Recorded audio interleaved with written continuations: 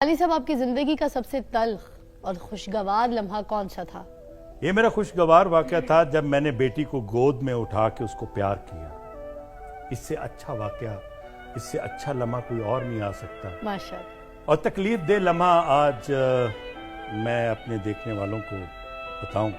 جب بیٹی کی شادی ہوئی، جب میں رخصت کر رہا تھا، وہ میرے کندھے سے لگ کے جب رو رہی تھی، جب وہ میرے کندھے سے ہٹی ہے تو اس وقت لگا کہ زمین پیروں تلے سے سرکی۔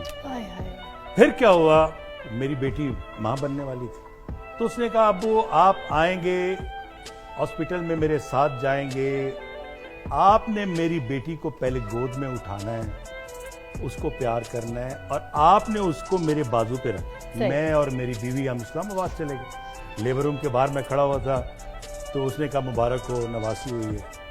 اب مبارکبادی کا سلسلہ شروع ہو گیا۔ پھر میری بیٹی کو لے کے وہ کمرے میں آتے ہیں، اس کمرے میں نہ بلڈ پریشر چیک کرنے والا کوئی آلہ ہے، نہ ہارٹ بیٹ چیک کرنے والا کوئی آلہ ہے، کچھ بھی نہیں تھا۔ میں نے اس ڈاکٹر سے کہا دیکھیں یہ کیا ہو، کہنے لگے کہ پلیز آپ باہر جائیں، آپ کا کام نہیں۔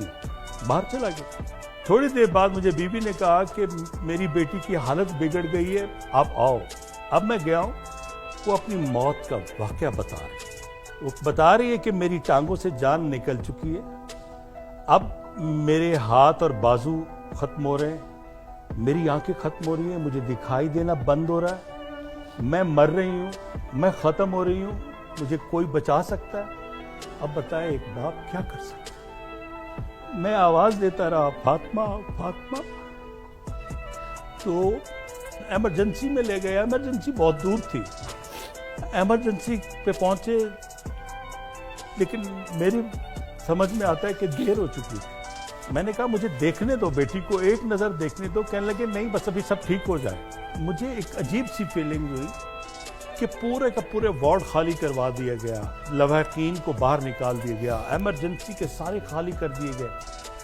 شاید کہیں ان کے ذہن میں یہ تھا فضا کہ یہ شوبز کا آدمی ہے، اگر اس نے ریئیکٹ کیا تو بہت خطرناک کرے۔ میں بس اسی سوچ میں بیٹھا ہوا تھا۔ میرا بڑا بھائی، کیونکہ میری بیٹی میرے بڑے بھائی کے ہاں بیاہی ہوئی ہے، بھتیجے کے ساتھ شادی کی، تو ہم بڑا بھائی اور میں ہم دونوں بیٹھے ہوئے ہیں، اور وہ کہہ رہے ہیں کہ جی آپ اندر آئیں، آپ کو بتاتے ہیں۔ بیٹھے ہیں 5-7 ڈاکٹر بیٹھے، میں بیٹھا ہوں۔ وہ کہہ رہے ہیں کہ ہم نے بہت کوشش کی ہے لیکن آپ کی بیٹی کو نہیں بچا سکے، ہارٹ فیل ہو گیا۔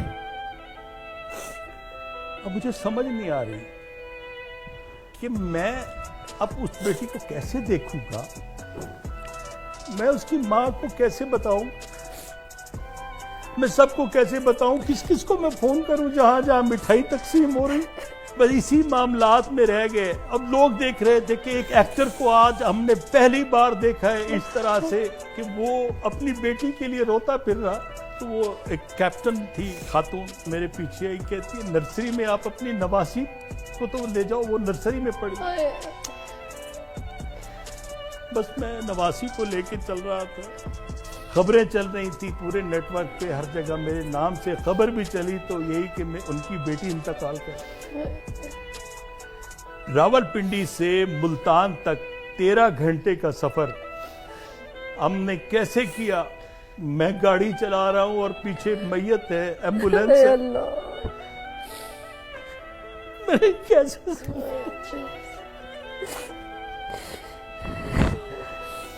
باپ کیسے گاڑی چلا سکتے ہیں؟